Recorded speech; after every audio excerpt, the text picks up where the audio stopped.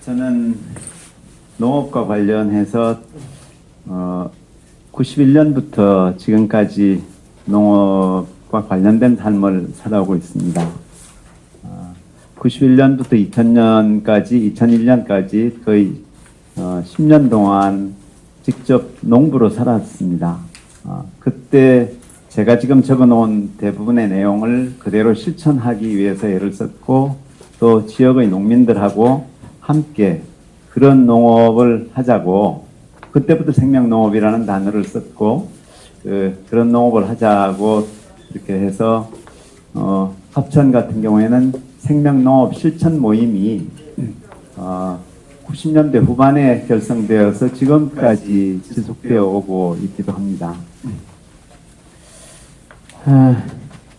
그러다가 제가 이제 국제 NGO 때문에 해외에서 주로 이제 인도와 또 아프리카 말라위 쪽에서 많은 농업 관련 일을 해왔어요. 그들에게 생명농업을 또 전수하는 일, 안내하는 일을 열심히 해왔는데 국내에서는 한동안 손을 못 대고 있었죠. 해외 일이 바빠서.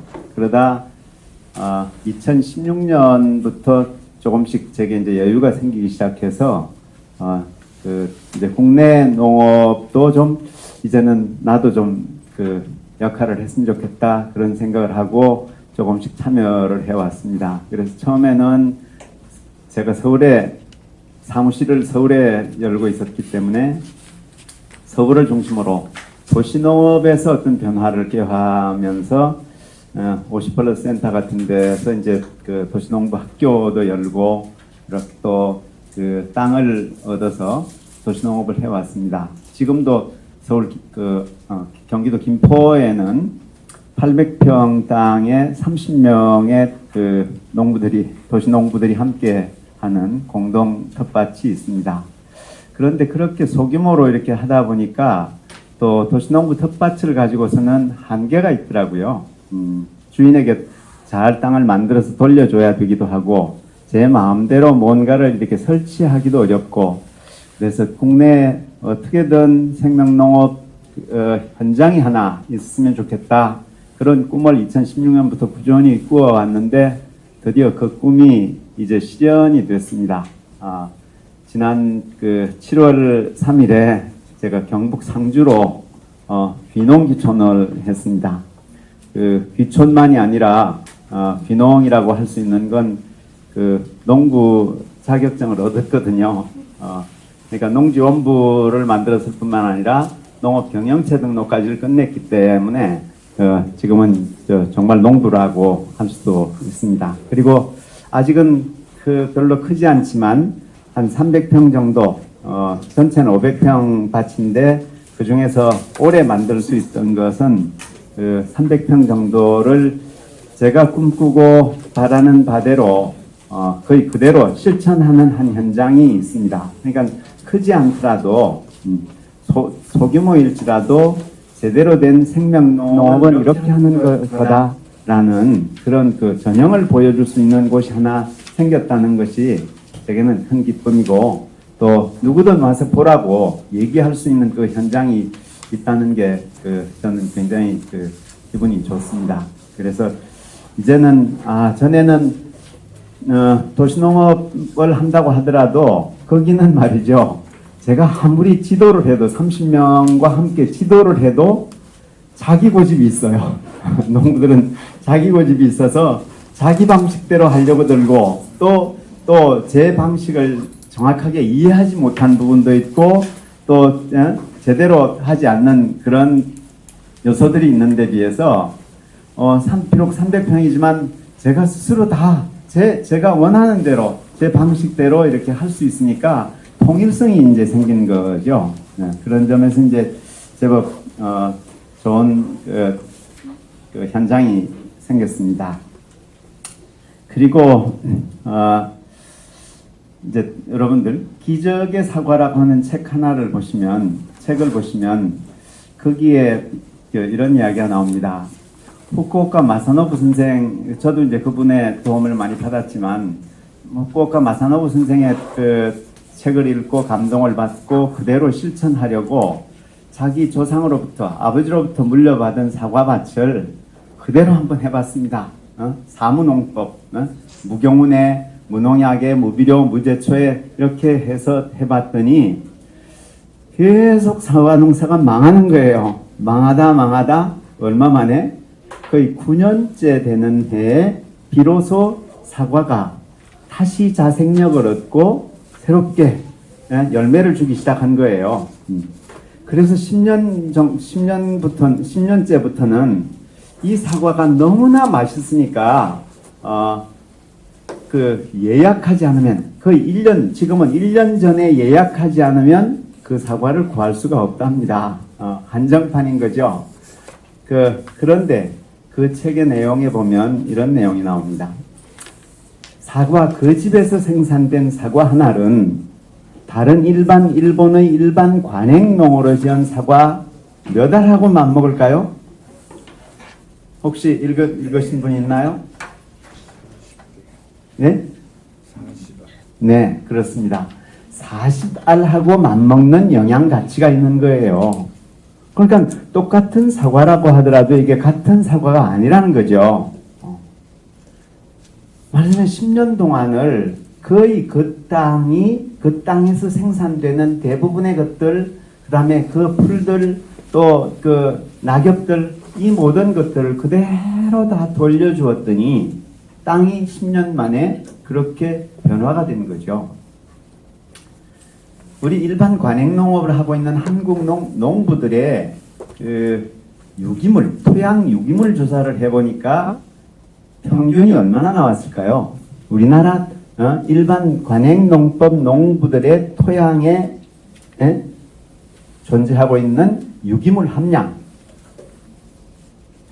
3%가 채 안 되거든요.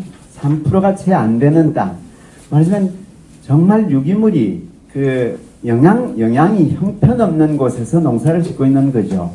그런데 영양을 제대로 땅이 필요로 하는 영양을 제대로 공급해 주려면 유기물을 넣어야 하는데 유기물이 아닌 무기물, 뭐죠?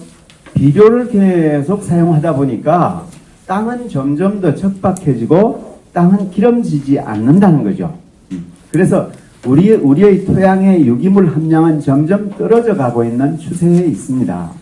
그런데 유기농업으로 인정받기 위해서는 몇 퍼센트의 유기물이 필요하죠?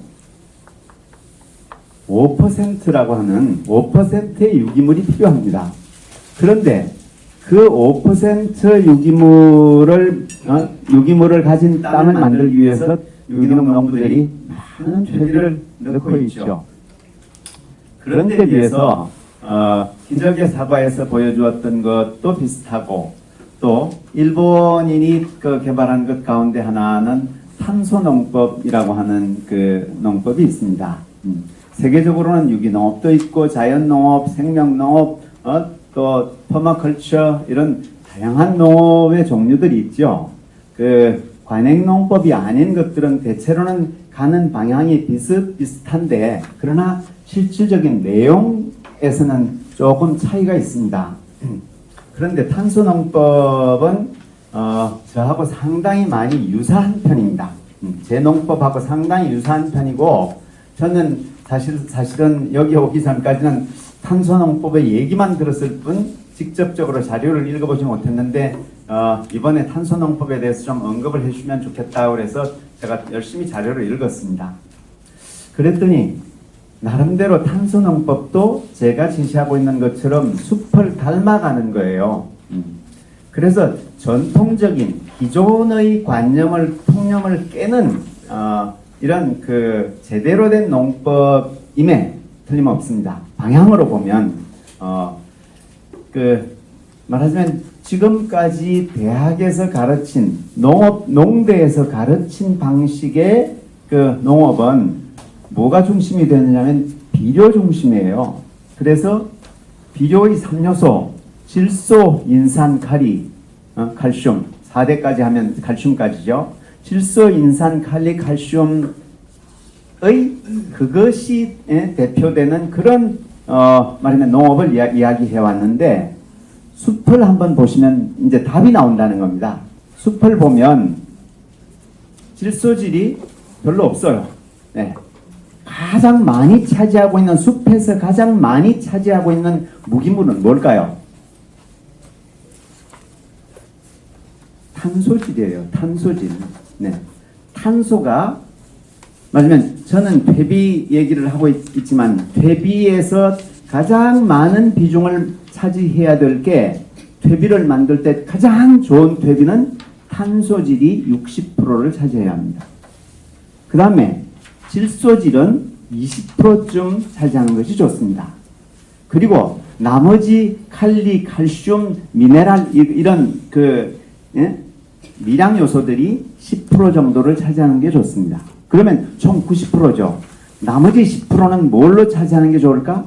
그거는 흙과 부엽토로 채우는 것이 좋습니다.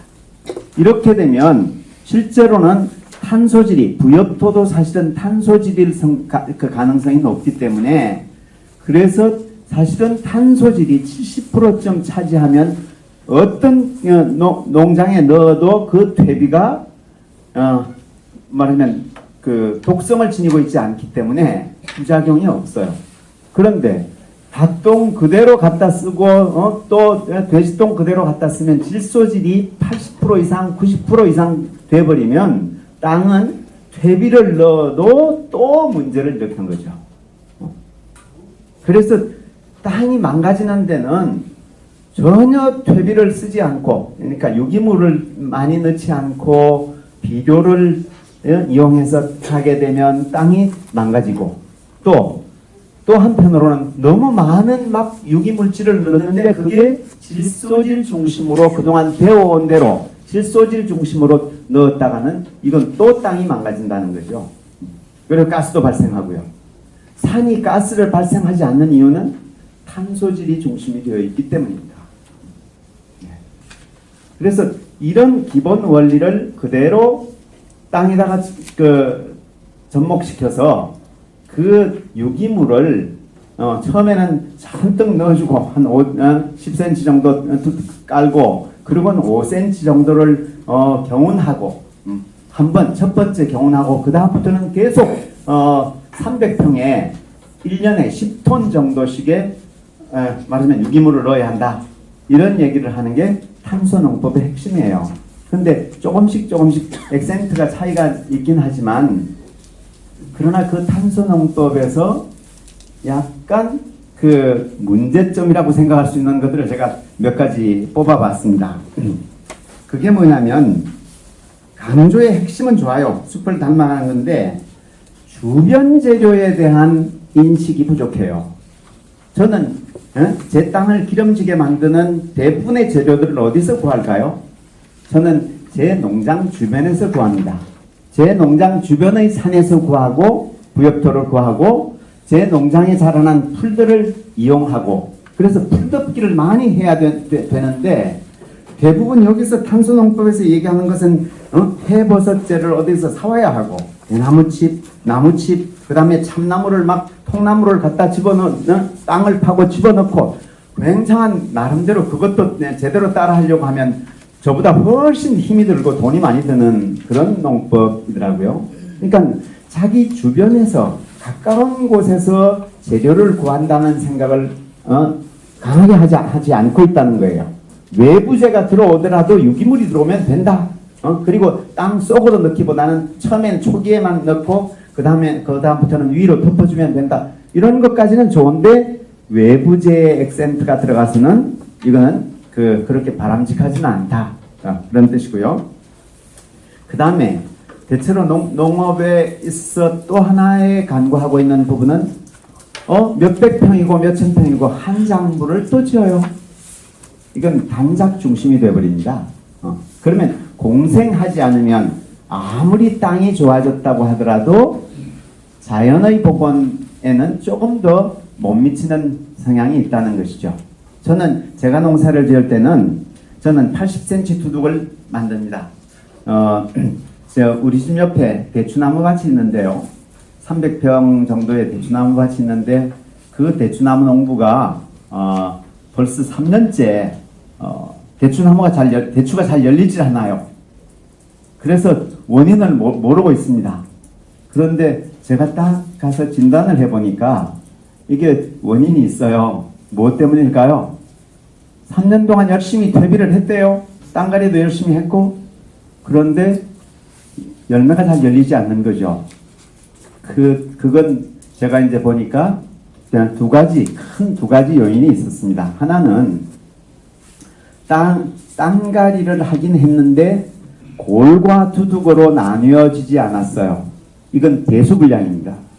전체가 평평한 땅이 되놓으니까 비가 오면 약간 고이는 부분들이, 물이 고이는 부분들이 제법 생겨버렸습니다. 뿌리가 습해에 노출되는 것이고 열매를 좋게 달든가 또 열매를 오랫도록 잘 익도록까지 달 수 있는 것들은 거의 없습니다. 그러니까 이게 높낮이를 구분하지 않았다는 거죠. 그러니까 두둑과 골로 나누어서 농사를 지어야 하는데, 이건 제가 대추나무 얘기를 했지만 다른 작물들도 다 마찬가지거든요. 제주도는 가능하면 두둑과 골을 많이 나누지 않는 농사를 합니다. 그 이유가 뭘까요? 토심이 얕기 때문입니다. 흙이 얕아서 그 흙을 끌어올려서 두둑을 만들 그 흙이 별로 없다 보니까, 그리고 빨리 화산 토이기 때문에 빨리 물 빠짐이 되다 보니까 가능하면 물을 더 많이 저장해 놔야 거기는 살아남을 수 있는 그런 여지가 있기 때문에, 거기는 그렇지만 일반적으로는 우리나라 토양은 대부분이 두둑과 골로 나눠서 이렇게 땅이 잘 디자인돼야 하고 대수가 불량하면 안 되는 거죠. 그리고는 대나무를 너무 촘촘하게 심어서 햇볕이 제대로 들지 못하는 요소가 있었습니다. 그러다 보니까 햇볕이 잘 들지 못하는 부분도 있고, 또 너무 촘촘하다 보니까 대추나무가 어떻게 자랄까요? 위로 치솟게 됩니다. 가지를 위로 뻗게 되면 열매는 잘 안 열립니다. 직립까지 치고 잘 열리는 그 열매를 보기가 어렵습니다. 그러니까 이게 가지를 눕혀야 되는 거죠. 직립을 눕히지 않으면 거의 대추뿐만 아니라 대부분의 그 열매들이 잘 열리지 않습니다. 그래서 농부들이 전정한 것 가보면 사과나무고 배고간에 쭉쭉 벌려놔버리죠. 네.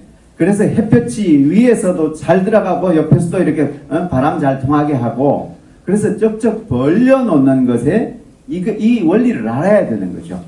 그런데 이 대추나무 밭은 너무 이렇게 촘촘한데다가 위로 직립하는 가지만 하면 잘 열리지 않아. 이거는 그냥 제가 진단을 해본 그 내용인데, 제가 워낙 발표 내용이 많아서 이런 식으로 이거 다 읽어보면 제 중간 제목만 딱 보셔도 대부분 제가 뭘 얘기하려고 하는 건지 다 나옵니다. 그러니까 저는 그 글에 없는 내용을 중심으로, 있는 내용도 하겠지만 없는 내용으로 중심으로 좀 이렇게 더 보충을 하도록 하겠습니다. 아까 소사육 문제에 있어 근본적으로 방식이 달라져야 됩니다. 그게 유기농업으로 하든 일반 관행농으로 하든 차이가 없다고 했는데, 한 가지 예를 들어 보겠습니다. 한국 농업이 앞으로 본받아야 될 나라가 있다면, 한국 농업이 지금 정책이 부재하잖아요. 그런데 본받아야 될 나라가 있다고 한다면 저는 그 모델이 스위스가 되지 않을까 생각합니다.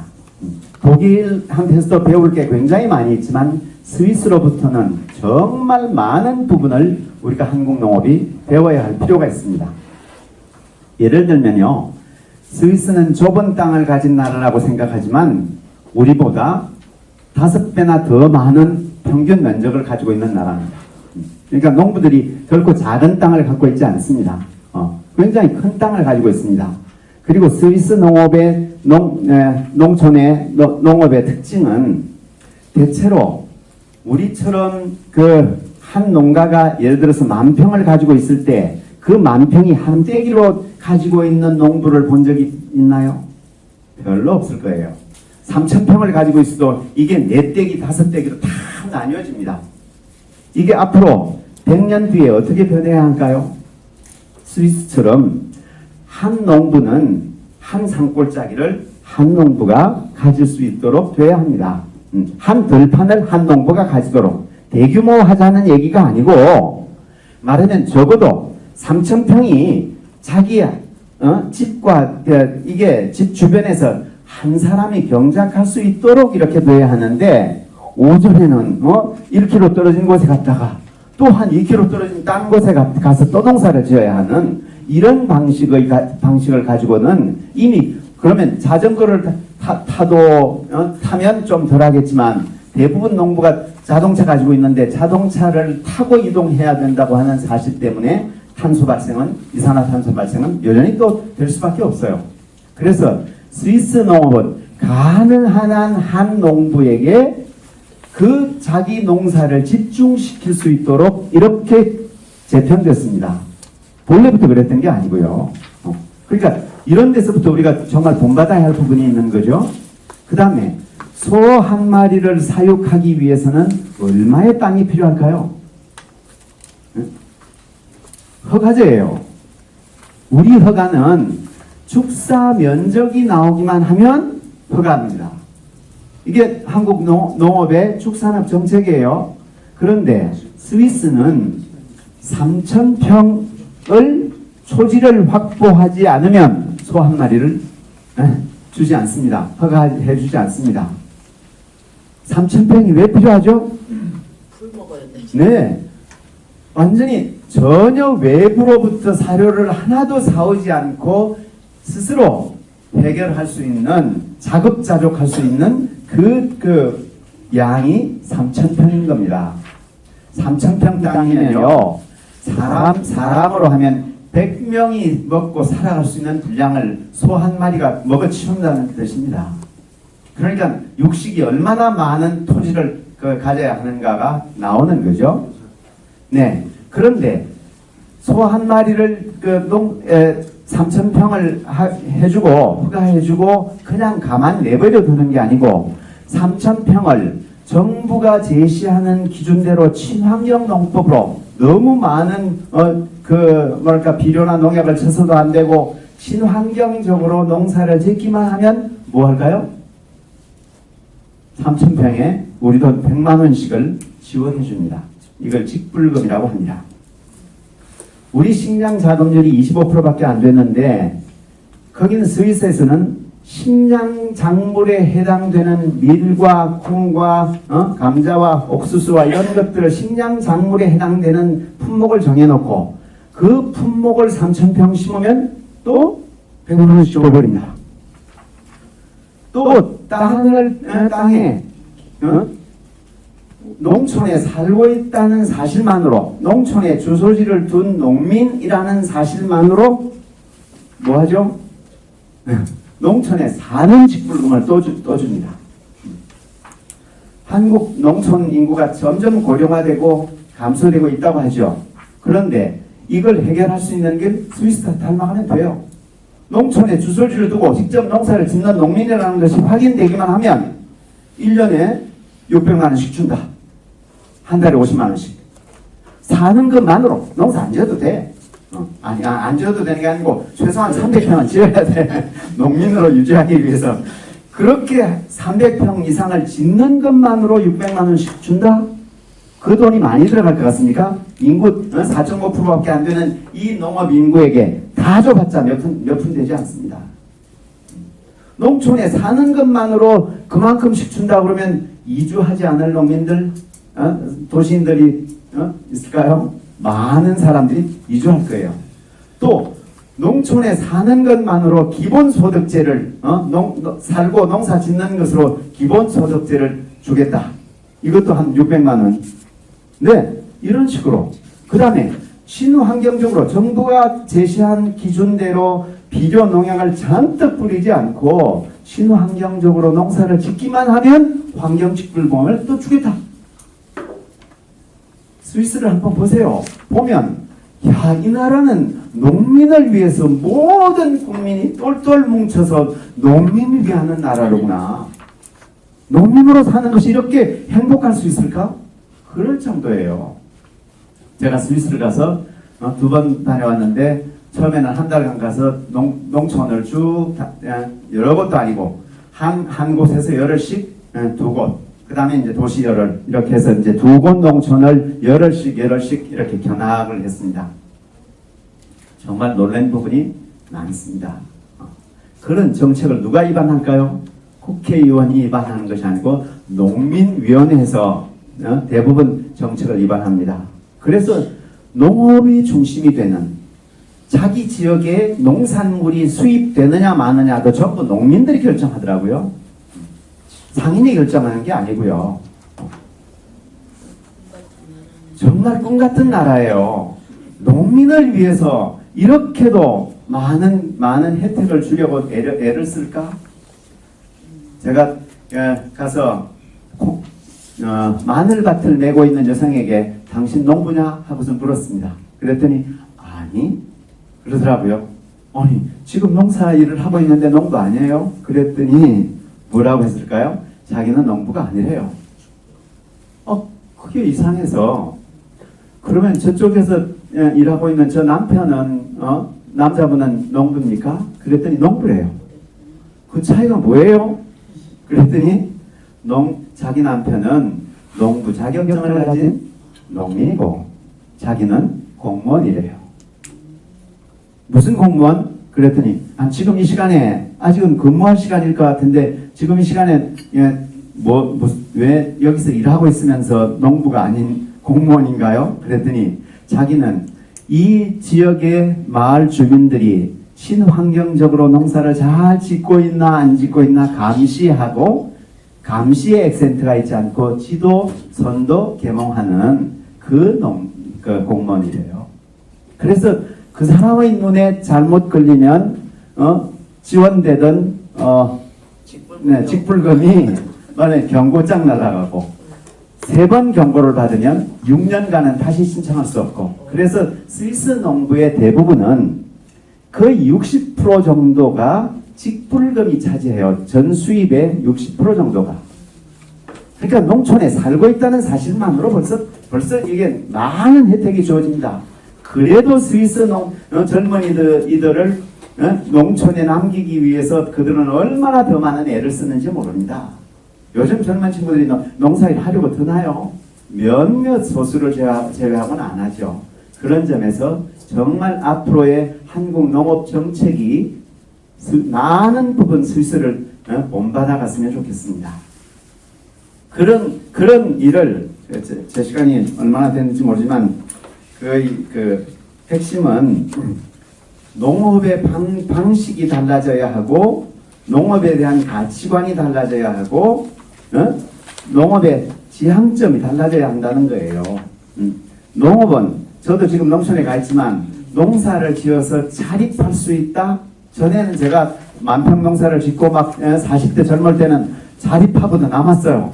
제가 돈을 제일 많이 벌었을 때가 사실은 농촌에서 농사 지을 때였거든요. 그런데 지금은 이젠 그런 나이가 좀 지나기도 했고, 가능하면 저는 모델 농장을 만들고 더 많은 사람들이 와서 견학하고 함께 배우고 이야기 나누고 하는 것에 액센트를 두고 있기 때문에 제가 자립할 수 있다는 그 자신감은 지금 별로 없는데, 그러나 저처럼 300평 이상의 농사를 짓고 있다는 사실만으로 제가 지금 언급했던 몇 가지들이 다 정부가 지원할 수 있다면 충분히 가능할 수 있는 일이 되는 거죠. 그런데 내가 생산한 농작물만으로 이것으로 자립해라, 참 쉽지 않은 일입니다. 불가능해요. 네, 불가능해요. 네. 그러니까 그런 점에서 정말 우리가 다시 생각해 봐야 하고, 그 다음에 제가 되는 대로 이야기를 하겠습니다. 이따가 논찬을 해주실 우리 네? 아니, 유정길 선생님 발표문을 먼저 봤는데, 두 분 다 거를 이제 제가 보긴 했지만, 새로운 혁명적 변화가 일어나야 할 곳이 지수화, 풍이라고 했죠. 근데 거기에, 사실은 하나가 더 추가됐으면 좋겠어요. 지수화풍공이 아니라 지수화풍목이라고 저는 생각합니다. 우리나라는 지금 별로 산에 나무를 또 심어야 될 필요는 없지만 제가 산을 쫙 좀 바라보면 정말 제멋대로 내버려 둔 상태예요. 이제는 산에 나무를 심기보다 다듬어야 할 때가 됐습니다. 우리나라는.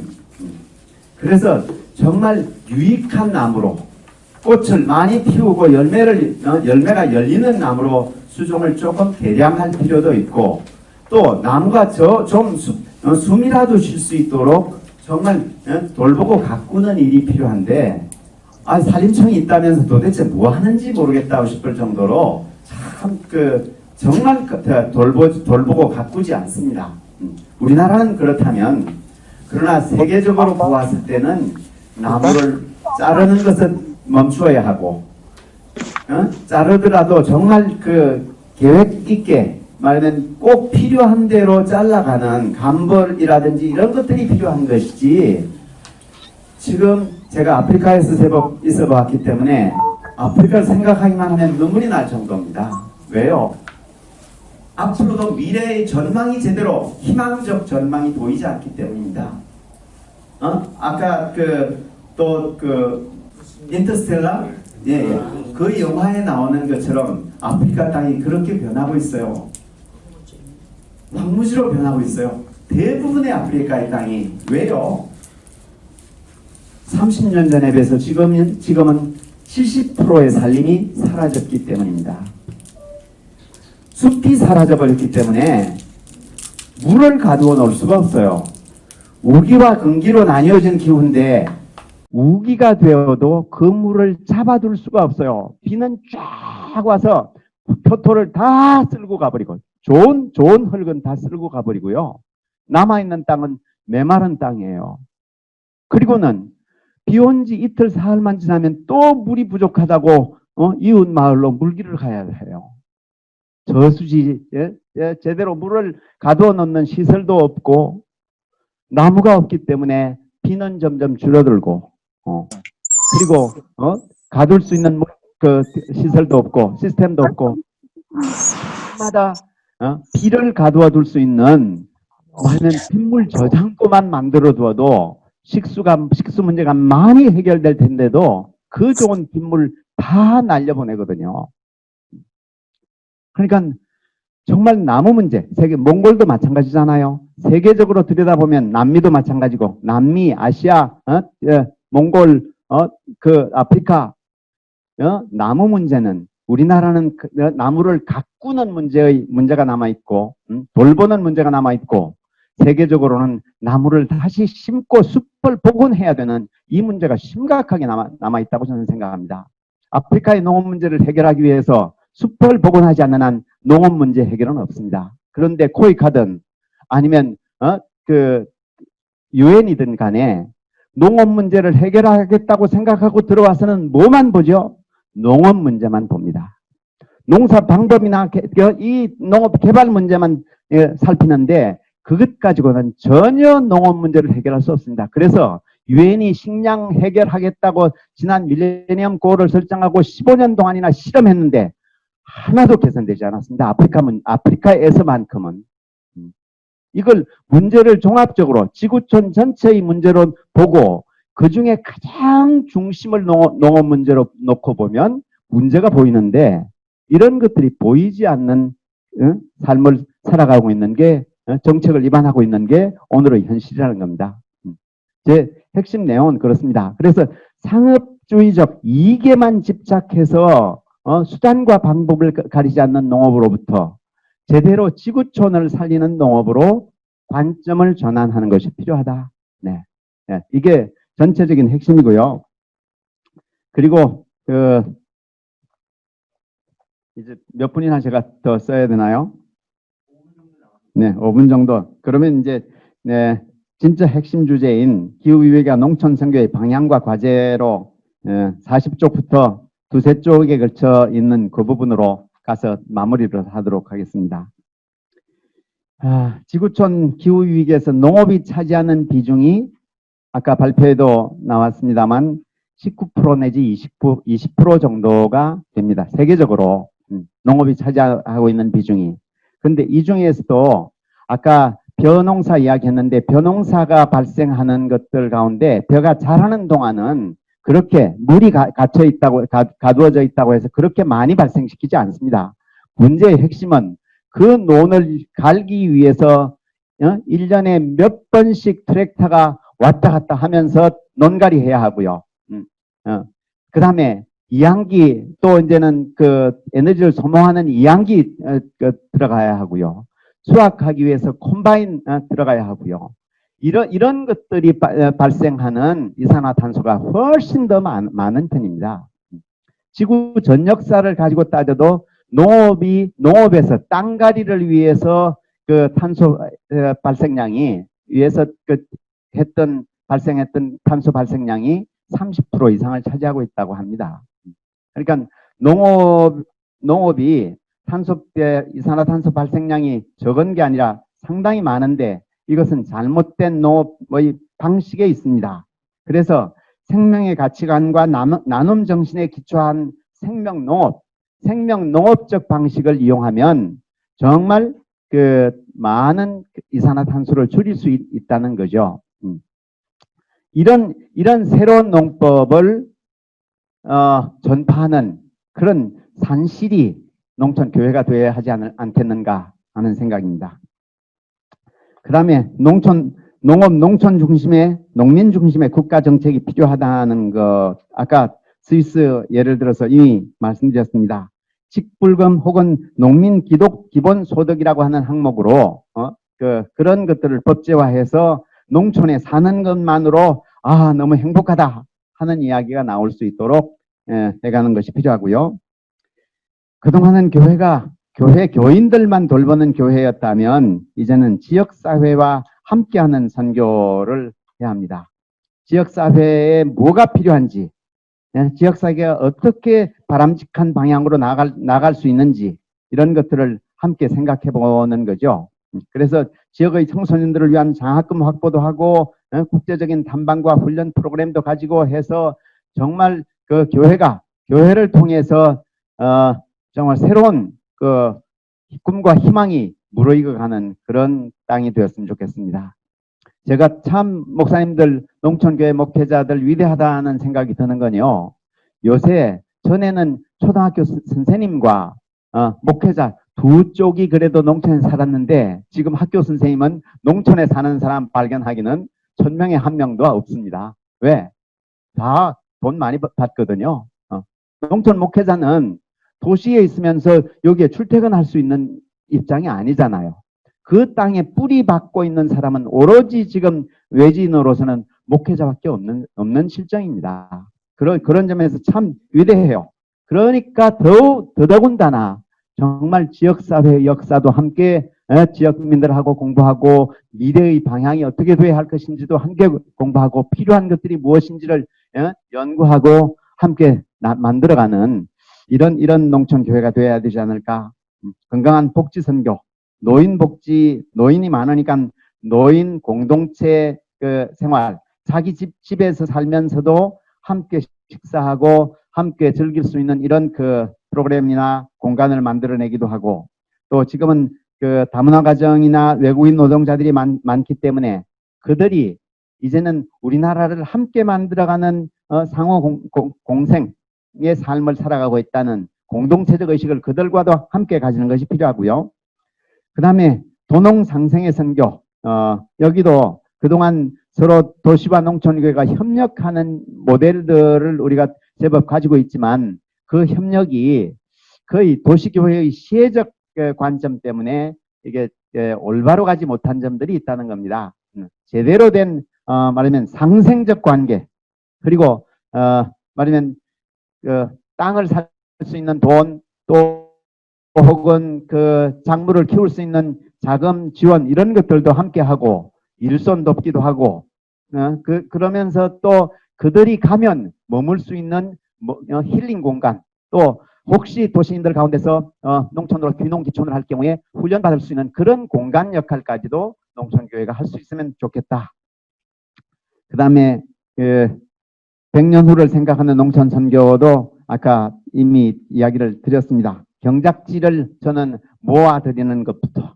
그래서 한 경작지에 자기가 농민이 그래도 다양한 계획을 세울 수 있도록 그래서 경작지 하나 농민이 농사하는 경작지 한 곳에 들어가면 야, 참 디자인이 잘 된 농지로구나. 그래서 힐링 곧 농사 곧 힐링이 이렇게 같이 될 수 있는 그런 공간으로 말하면 100년 뒤까지가 아니라고 하더라도 10년 동안 우리 정부가 열심히 농지 그 농민에게 모으기 작업들을 이렇게 해주는 것. 그다음에 정말 주택도 농민에게 가장 이상적인 공동의 창고와 공동 공간 이런 것들을 생각하면서 만들어내기 시작하면 농촌의 모델이 달라질 수 있을 거라고 생각합니다. 그런 점에서 100년 후를 생각하는 농촌 선교 이런 것들을 제대로 해나가면 희망이 없다고 하는 지구촌에 한국 농촌으로부터 새로운 희망이 싹 들 수 있지 않을까 생각합니다. 네, 마치겠습니다.